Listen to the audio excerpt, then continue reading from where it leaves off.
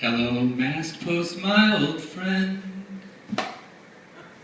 My crew lashed me to you end to end. Lovely visions in the sea are swimming. I envision them and me, we are sinning. And the visions in my brain are obscenely insane. But they still remain. With the sound of sirens, my restless crew and I sail alone. The fleet of feet have sinned, we must atone. First we met the lowly lotus eaters. We saw the cattle of the sun and we teetered. We pined in the sun for days and needed relief. So we ate the beef, medium rare compared to the sound of sirens. But still we searched forevermore. We found the lonely Cyclops shore.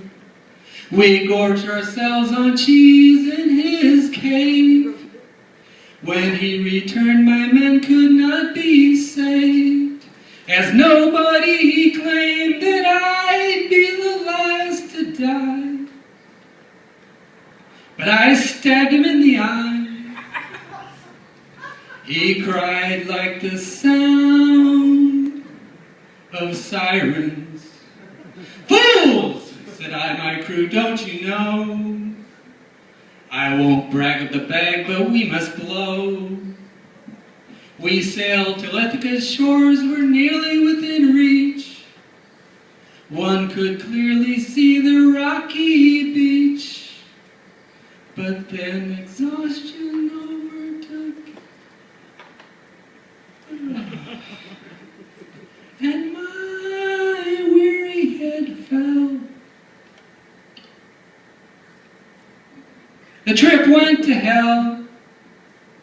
The airbag blew us in a swell of sirens. The crew asked, now what do we do? There's Scylla and Charybdis dangers too. We edged between the monster and the mighty maelstrom. I watched a whirling wall of water form. 6 of the crew were 8, but she didn't get me. It's better than being agitated under a tree. Now harpies tempt to allure me aground to the sound of sirens.